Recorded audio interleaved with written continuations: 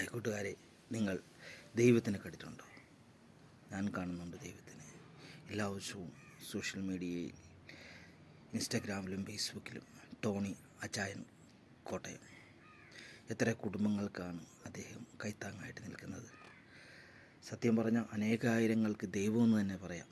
നിങ്ങൾ ഈ വീഡിയോ ഒന്ന് കണ്ടു നോക്കുക, അപ്പോൾ നിങ്ങൾക്ക് മനസ്സിലാവും ഇസ് റിയൽ ദൈവം. ഈ കാശ് പിടിച്ചേ ഇതെന്തിനാ തരുന്നതെന്നറിയോ? ഒരു മോക്കും പ്രായപൂർത്തിയായ ഒരു കുട്ടിയൊക്കെ ഇനി ഇവിടുത്തെ അവസ്ഥ വരരുത്. ഇതാണ് ജീവിതം. നിങ്ങൾ ചിന്തിച്ചോണം. ഇന്നിറങ്ങി വേണം ഇവർക്ക് മുന്നോട്ട് പോകാം.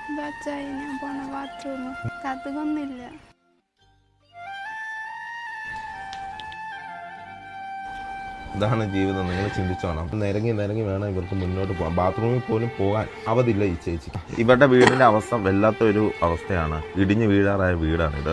ഇവർക്ക് ബാത്റൂം ഇല്ല, വെള്ളമില്ല. ഉള്ള വെള്ളം ഉപയോഗിക്കുന്ന കിണറാണെങ്കിൽ ഇവിടുത്തെ ഉടമസ്ഥൻ മൂടാൻ പോവാണ്. കഥയില്ല. പാവമുണ്ട്. ഇത് പറയുന്ന കേട്ടോ, 21 വയസ്സുള്ള കൊച്ചു പറയുന്ന കേട്ടോ, ഇതാണ് അച്ഛാ ഞാൻ പോകുന്ന ബാത്റൂം. കഥകില്ല, ഒന്നുമില്ല. കരയണ്ട മോളെ. അതിനല്ലേ അച്ഛൻ ഓടി വന്നത്. ഇല്ല, ഒരാൾ കരയുമ്പോൾ എൻ്റെ നെഞ്ച് കത്തും. മനസ്സിലായി? എനിക്കറിയാം വിഷമം കൊണ്ട് ആ കൊച്ചു കരയുന്നത്. ഇന്നലത്തെ ചോറാണോ കഴിച്ചത്? ഇന്നൊന്നും കഴിക്കാൻ സാധനങ്ങളൊന്നും ഇല്ലായിരുന്നു. എവിടെ വെച്ചാ ഉണ്ടാക്കുന്നേ?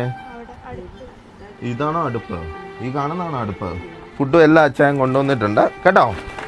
ഈ കാശ് പിടിച്ചേ ഇതെന്തിനാ തരുന്നതെന്നറിയോ? ഒരു മോക്കും പ്രായപൂർത്തിയായ ഒരു കുട്ടിയൊക്കെ ഇനി ഇവിടുത്തെ അവസ്ഥ വരരുത്. മനസ്സിലായി? ആരും നോക്കിയില്ലെങ്കിലും ഞാനുണ്ടാവും ഇവർക്ക്.